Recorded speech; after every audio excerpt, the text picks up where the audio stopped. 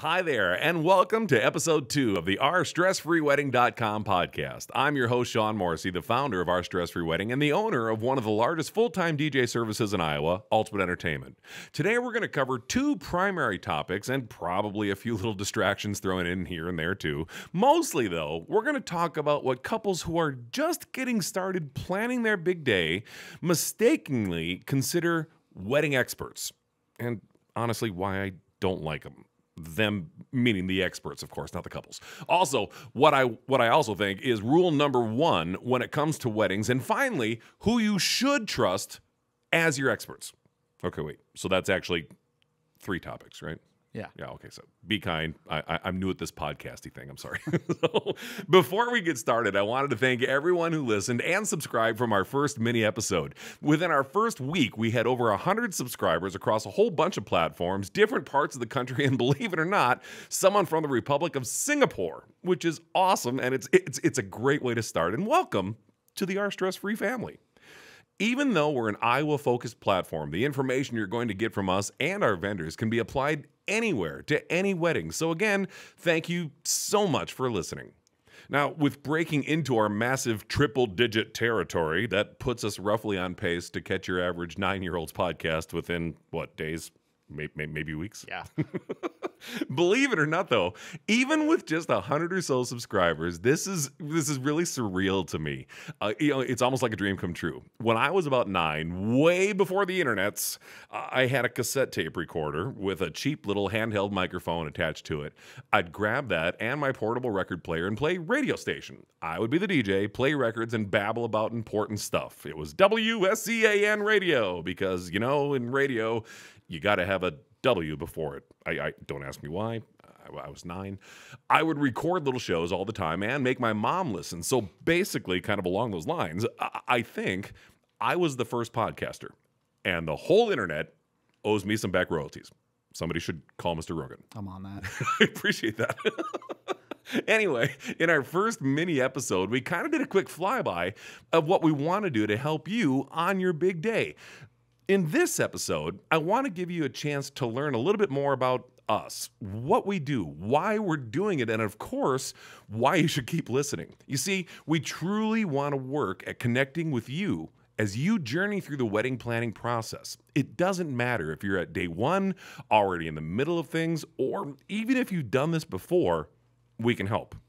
However, before we get started, if you listened to our first little episode, you may have noticed that we ran out of time right before I could properly introduce Andrew, and believe me, our tens of fans, well, actually one very dedicated fan. I'm pretty sure it was your mom. Hi, Mom. She made it very clear. She even posted on our Facebook page that you should have had more time, and I completely agree. So to appease our ever-expanding listener base, thank you again for subscribing, by the way, and of course, Andrew's mom, it is my pleasure to introduce to you my co-host, Andrew. Hello. Hello. Andrew has been part of Ultimate Entertainment for, this will be your 8th year, right? Coming up, yeah. Coming up on 8 years now. And he's been involved with OurStressFreeWedding.com since almost the very beginning of its creation. So welcome to the show. Thanks. Let's get started with why. Why did you at first jump on with Ultimate Entertainment? We'll get to Our Stress Free Wedding in a second, but why did you start with us, with Ultimate Entertainment? Well, it started when I went to school up here at UNI. And my brother took me to a karaoke show at the OP on Wednesday nights because that was the place to be. So sidebar, and I warned you in advance we were going to have sidebars on this one. When I first moved to Iowa in 1991, the OP was the first show to hire me, to give me an opportunity as a karaoke show or karaoke show. It's karaoke in Minnesota, karaoke down here.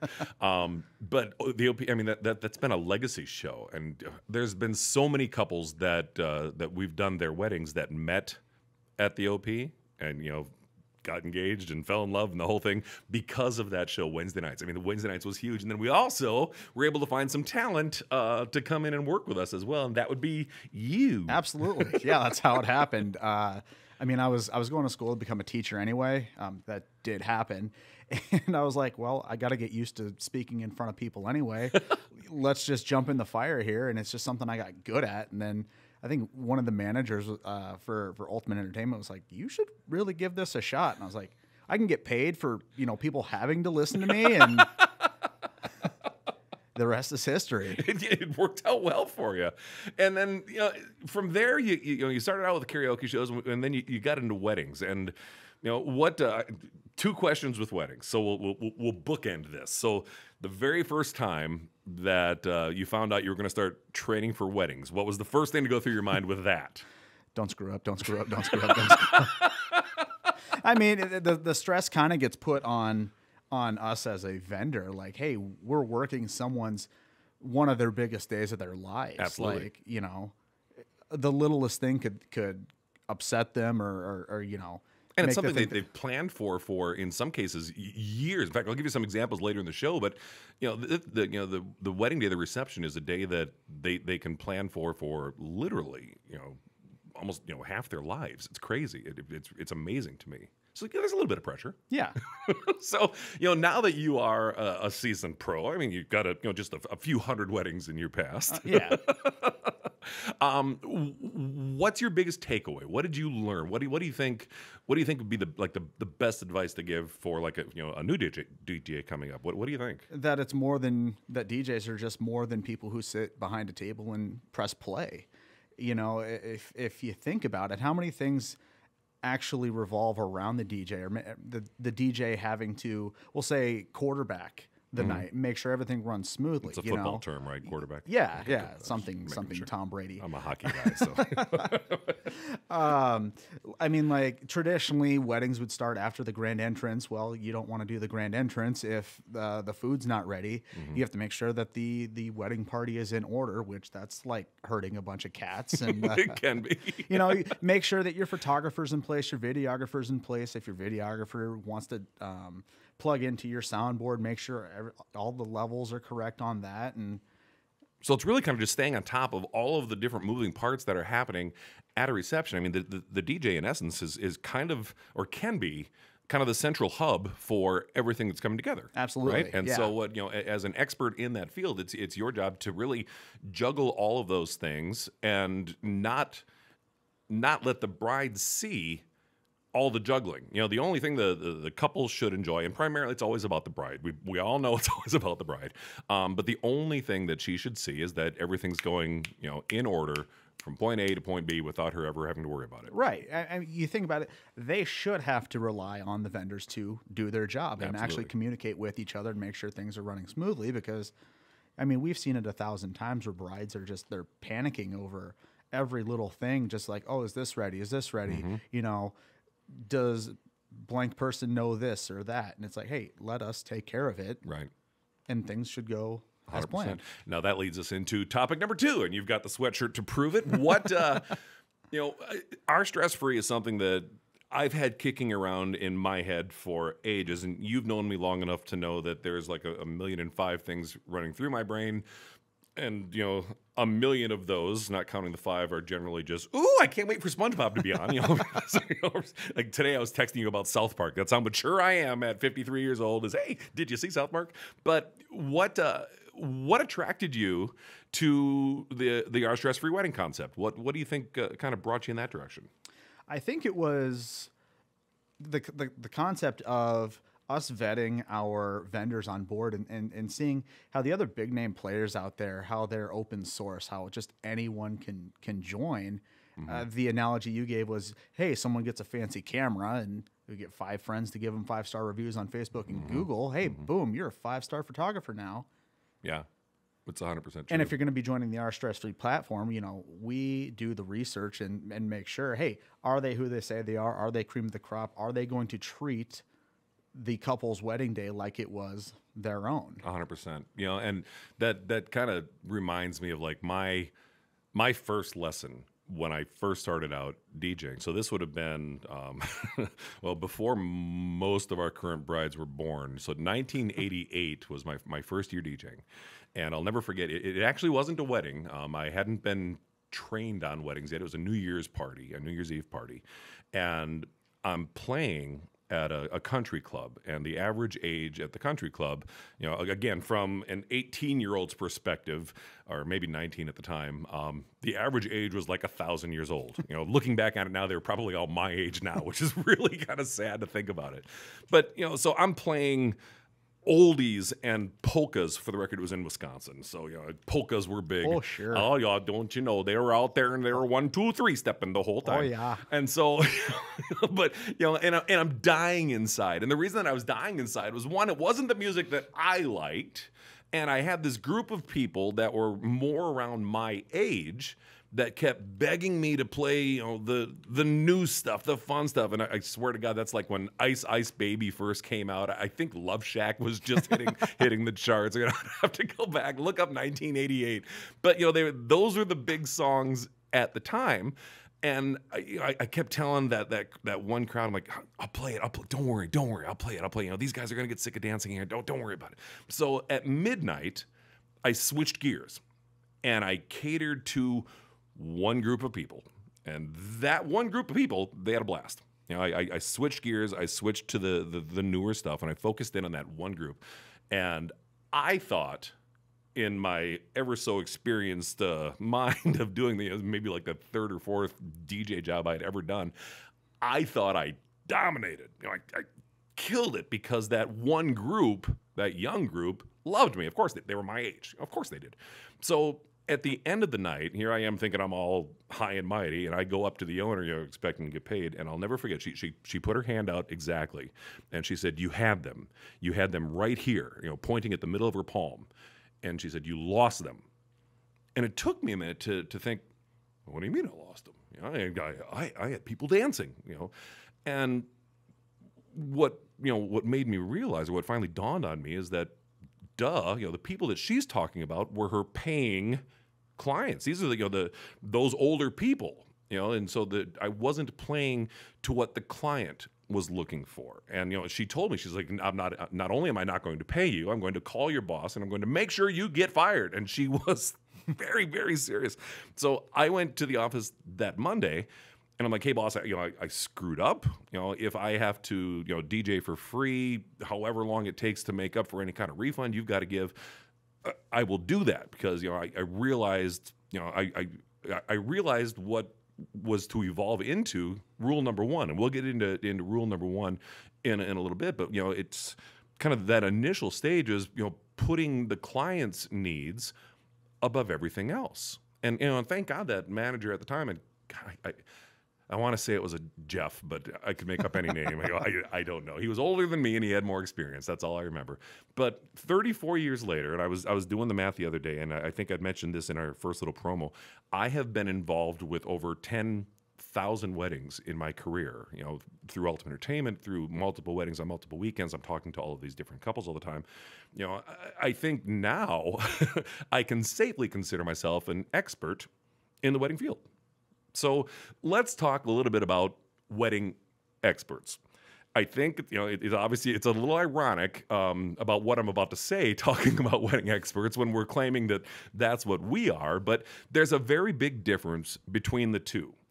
It's always kind of blown my mind that literally from the first day you start planning your wedding, you instantly have to become an expert in wedding planning, and that can instantly become terrifying.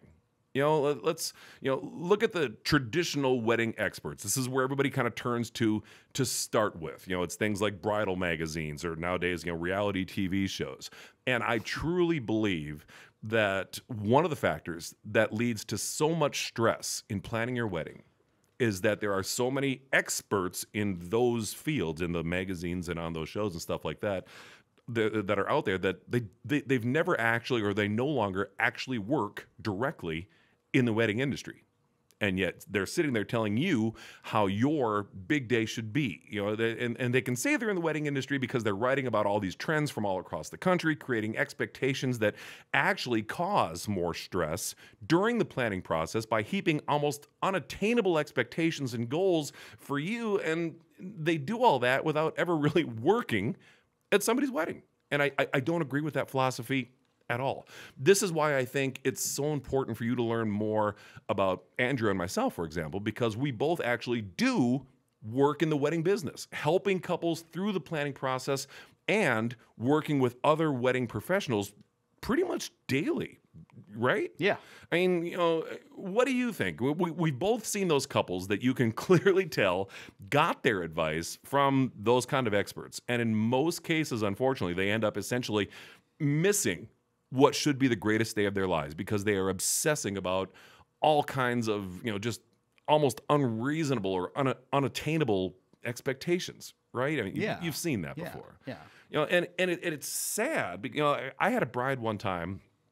She was so sweet, but she was so just in her head. So I was getting everybody lined up outside of the ballroom before they went in, and I'm getting the wedding party all lined up, and they were very well behaved. This bride was in charge, but she was freaking out about at that point about toasts. We haven't even gotten in the door yet. Haven't even gotten to dinner yet, and Yeah. she's freaking out about toast. So we get everybody in for the grand entrance. That went great, and they had some social time before dinner. We get everybody else up for dinner. Got that all taken care of, and so now we're not even to toast yet. It's coming up, but now I'm talking to her, and she's freaking out about the father-daughter dance. Like, not even her and her husband's dance. She's freaking out about the father-daughter dance. She's like 3 steps ahead in panic. And finally, I had I had an opportunity for kind of a quiet moment with her, and I told her, hey, hold on, you're missing your wedding. And she stopped and she kind of looked at me funny. I'm like, I got this. You and I have talked about this. I've been doing this a while. I'm pretty good at what I do. Enjoy yourself. I'll let you know what's coming up. When it's coming. We've talked about kind of when you want that to happen. Don't worry about it. I got you. Let the experts do their job. Yeah, and after that, she really, she calmed down and enjoyed herself, and that it kind of leads into her enjoying herself and working with her knight. That kind of leads into that rule number 1 that I was starting to kind of evolve in my younger days and have kind of turned into almost a mantra for what we do now, and really what we base a lot of our criteria with our stress-free wedding when we're looking for new vendors. No matter where you're getting the advice from, I think the one key rule that every expert should keep in mind, it's very, very simple. It can go a very long way to making your day absolutely amazing. In our world, we call it rule number 1. Pretty original title. Yeah. Here's what it is. It's super complicated. Are you ready? Listen closely. What the bride wants, the bride gets. It's as simple as that. Louder for the people in the back. What the bride wants. What the bride wants, the bride gets. Here's the bottom line. Never forget, this is your day, and don't let anyone take that away from you. I have talked to so many brides in my career that are so worried about what everybody else is going to think that it stops being about their best day and ends up almost killing themselves, making sure everyone else has a great time. Here's the deal. It is your day. It's your vendor's job to make sure your guests have a great time at your reception, just like Andrew mentioned before, and ensure that you have the day of your dreams, right? Yeah. It's simple. I'll give you an example from an actual wedding that Ultimate Entertainment DJ'd for a couple years ago. The bride loved Star Wars. It was her all-time favorite movie. So when our bride walked down the aisle with her dad, she walked in to the Star Wars theme song, and it was awesome. First, because I'm a bit of a Star Wars nerd, but more importantly, it was because she made it her day. She didn't worry about what some experts said in a wedding planning article about the perfect song to walk down the aisle to. She made it 100% hers, and that's what made it perfect. You can read all the stories from all the quote unquote experts you want, but no matter what they say, this is your day. Now, grooms, I don't mean to leave you out of this. And to be fair, a very, very close second rule is what the couple wants, the couple gets. But we all know who's really in charge. Actually, a side note again, there's an order of important people for weddings, starting with the bride and ending with the groom, but there's a few people actually in between, and that's a topic for a different show. We're going to call it a little teaser to keep you coming back for more. Okay. But to stay in my point, the bottom line is that this moment is all about our bride. I mean, think of a simple example. Brides can literally spend thousands of dollars on a dress that they're going to wear once for a total of maybe 15 hours, right? The groom gets his tux for free when the rest of the groomsmen rent from the same place. You know? I mean, why do you think there should be so much focus on the bride? I mean, I've got some kind of theories that I'll explain in a second, but what do you think? Why do you think there's so much attention for that part? Why is it the bride's day? Because the brides have been thinking about it since they were 8 years old, and guys have been thinking about it, I think, the day they get engaged, and the day they get engaged, and I think maybe the day before, the day of the wedding. Totally reading my mind. Yes. I think they're like, I should probably go to this thing. It's so true. And you know what? I can actually, I can give you an example of that. I'll give you a perfect example. I can remember growing up, and like what Andrew's saying, that some brides have been thinking about it for literally years, and they're not thinking about specifics. They're not thinking about what vendor they want. They're not thinking about guest lists. They're not thinking about this. I mean, I'm talking kind of younger age. They're just thinking about they play marriage, and a perfect example. I have a sister that's she's 3 years younger than me, and I can remember growing up finding one of my Star Wars action figures, usually Luke, in my little sister's room, about to be married off to Townhouse Barbie. It was Stone Cold Steve Austin for me. I'd have to go in and rescue him before it was too late, right?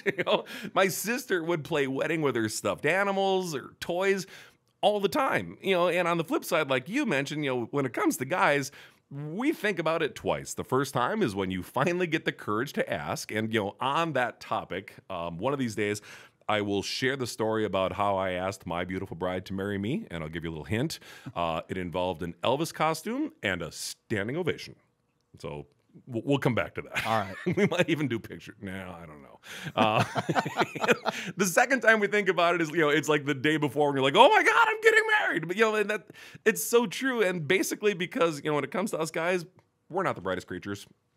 Fully admit it. It's okay. I have, it's, you talk to so many grooms, and I've always made it a joke for years. I wear the pants in the family. You always hear that. The guy's in charge. We wear the pants in the family. Here's the bottom line, guys. I can say that in all confidence. I wear the pants in the family. I can also say my wife usually buys those pants for me and tells me which pair I should probably wear that day. So you know what?